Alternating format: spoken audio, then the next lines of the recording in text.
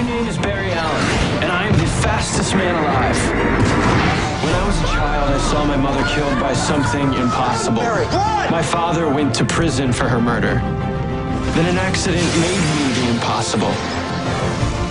To the outside world, I'm an ordinary forensic scientist, but secretly, I use my speed to fight crime and find others like me. And one day, I'll find who killed my mother and get justice for my father. I am the Flash. Ladies and gentlemen, it is me. It is the grand return of Mr.Flamingo Reviews, and I will be talking about The Flash Season 1 and why it is better than Andor. Flash Season 1 is something of a masterpiece in terms of Arrowverse storytelling, as it brings the CW's style and superhero characters and meshes them for a Season 1 in such a strong harmony with the pilot episode that introduces you to Barry Allen, who you already met in Arrow Season 2, but it also introduces you to Iris West and made-for-TV characters like Joe West, Harrison Wells, and Eddie Thawne.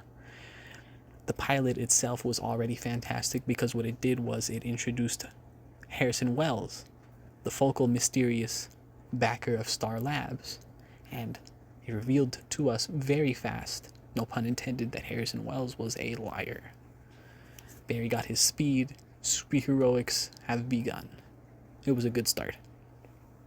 Second episode, Fastest Man Alive, introduced and killed off Simon Stagg, who is a well-known DC Comics character, and what it accomplished by killing Stagg is showing that Wells is very clearly the villain. Personally, I didn't think there was a need to do that as of episode 2. Killing Simon Stagg basically shows your whole hand that Harrison Wells is more than likely the man in the yellow suit, the Reverse Flash that is the overarching villain. Oh well. Things You Can't Outrun was a filler episode focusing on Barry's growing status as the Flash and the villain of Nimbus, the Poison Cloud. The next episode after that, Going Rogue, the introduction of Leonard Snart, played by Wentworth Miller. Snart's introduction was fantastic.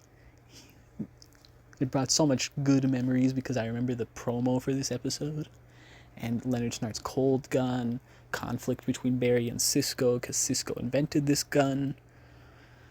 So much fun, a good introduction for a wonderful character for the early seasons of The Flash.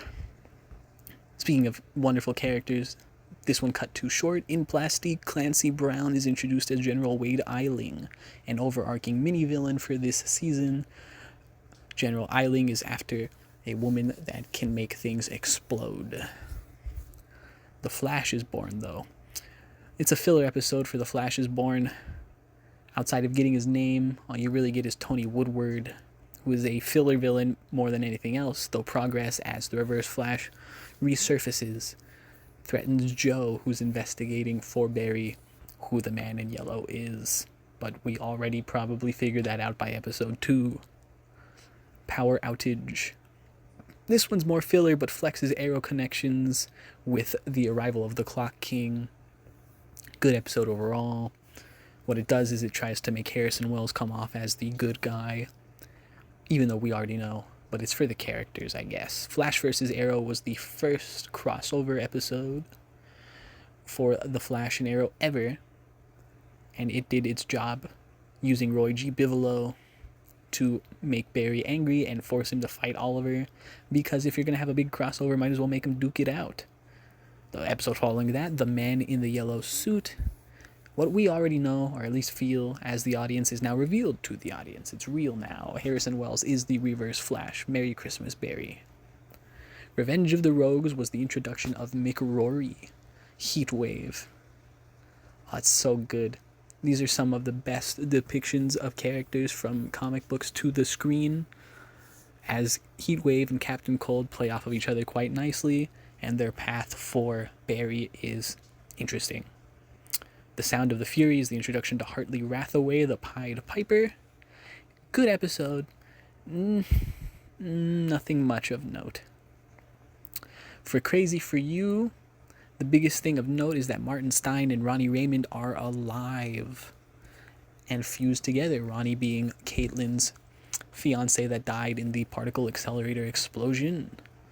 It's almost a three-part kind of deal because the nuclear man follows up, and it's the serious reintroduction of Ronnie and the proper introduction of Professor Martin Stein, both halves of Firestorm, who had been bonded together. This is one of the best episodes of the season, and the best episode overall,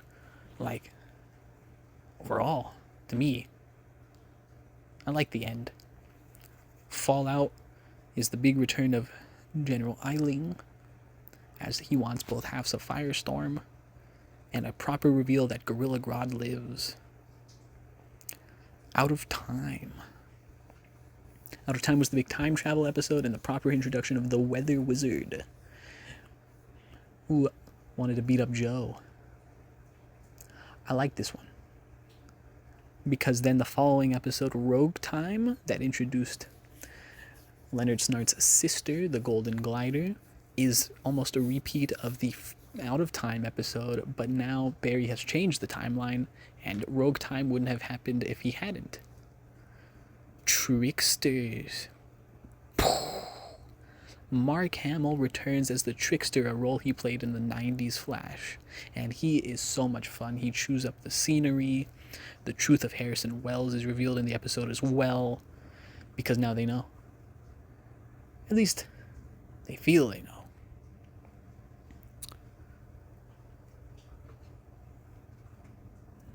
They really do. They really feel they know. But what does Tricksters also achieve?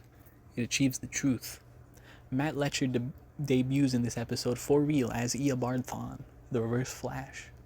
And it's revealed that Eobard Thawne traveled back in time to kill Barry, ended up killing his mother, ended up getting trapped, and stealing Harrison Wells' face.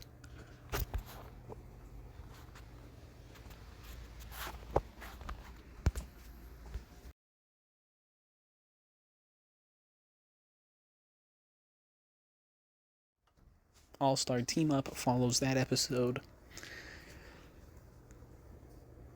further flexing Arrowverse connections with Ray Palmer, played by Brandon Routh, showing up. I love Brandon Routh. I thought he was a fantastic Superman, but he was so much fun as Ray Palmer. Who is Harrison Wells, though, is they learn the truth for certain as they discover the Time Vault and his costume. The Trap follows after that, where they are now exposed by Thawne. Thawne knows, and it's crunch time. 3 episodes to go. Grodd lives. They take on Gorilla Grodd, Rogue Air. They ask Leonard Snart for help, and Leonard Snart betrays them. And then Fast Enough. The end of season 1. Barry decides to go save his mother, but then he changes his mind last second. He returns. He defeats the Reverse Flash. Everybody's happy, and then a black hole opens up. All rambling aside, The Flash Season 1, I know I didn't do justice in making it sound this way, was filled with phenomenal episodes and was so much fun. I'm not going to lie to you. This is the first time ever I sat down and rewatched episode by episode of Season 1, and I adored every minute of it. It was when writing was peak, it was when acting was peak, everybody was so much fun. I didn't even touch on things like Henry Allen, played by the 1990s Flash John Wesley Shipp. I would highly recommend every single one of these episodes. Season 1 was a gem. It did everything it needed to do. It made us care for these characters. It was so much better than Andor. On to season 2 I go. But you're not that smart. Do you know how hard it has been to keep all of this from you, especially from you? Because the truth is, I've grown quite fond of you.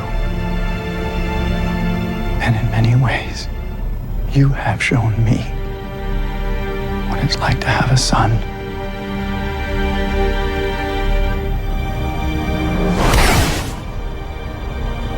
Forgive me, but to me you've been dead for centuries.